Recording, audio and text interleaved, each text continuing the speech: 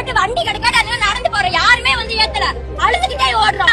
இந்த மாதிரி ஸ்கூல் விட்டு போகும்போது 7 மணி ஆகுது வீட்டுக்கு போகும்போது, பின்னாடி 4-5 பயலுங்க வண்டியிலே வந்து டெய்லி வம்பிழுத்திட்டு இருக்காங்க. பச்சை பிள்ளைங்க, படிக்கிற பிள்ளைங்க, இங்க எல்லாருக்கும் நடக்கிற கொடுமைகளை சொல்ல முடியல சார். 9 மாசம் ஆச்சு பஸ் வந்து. நாங்க டெய்லி நடந்துதான் போறோம். நாங்க டெய்லி வண்டி கிடைக்காட்டி அன்னைக்கு நடந்தே போனோம். யாருமே எதுவுமே கேட்கல. பார்த்து சிரிக்கிறாங்க ரோட்ல எல்லாரும். அழுதுகிட்டே நடந்து போனோம். யாரு அப்பதைக்கு எதுவும் கேட்காதுங்க. இப்போதைக்கு வந்துருச்சு அவங்களுக்கு எல்லாமே போராடி தான் எல்லாம் சொல்லி சொன்னா அப்புறம் எதுக்கு நாங்களா இருக்கிறோம்? மாணவர்களுக்கு உங்களுக்கு என்ன இருக்குது? ஒண்ணுமே இல்ல. 18 வயசு ஆனா ஓட்டு போடுறதுக்கு மட்டும் வந்துடுறாங்க வீட தேடி. ஆனா ரோடு போட்டாங்கன்னா அது எத்தனை 9 மாசம் ஆனாலும் முடியாது. அங்கிட்டு மாந்தோப்பு தென்னந்தோப்பு இருக்கிறனால எல்லாம் சரக்கு வாங்கி வந்து அங்கிட்ட வச்சு அடிக்கிறாங்க, வம்புழுக்கிறாங்க. அதுல நடந்து வரும்போது நாங்க மட்டும் தான் நடந்து போறோம். பின்னாடி யாரும் துணைக்கும் வரதும் இல்ல எங்க பின்னாடி வந்து. அதனால எங்களுக்கு பஸ் வேணும். ஸ்கூல் படிக்கிற பிள்ளைங்களுக்கு 9 மணிக்கு பஸ் விடுவாங்களா? 9 மணிக்கு இங்க ஸ்கூலே ஆரம்பிக்குது. 9 மணிக்கு பஸ் விட்டு நாங்க 9:30 போய் என்னத்தை சாதிக்க முடியும்? இப்ப வந்து போராட்டம் சொல்லி உட்கார்ந்தோம் எல்லாம் வர்றாங்க. இத்தனை நாள் இதுல நடந்து போற எல்லாரும் என்னப்பா பாச்சுன்னு ஒருத்தவங்க வந்து கேட்கலையே. ஒரு மானங்கட்ட ஆட்சியை பார்த்ததே இல்லப்பா.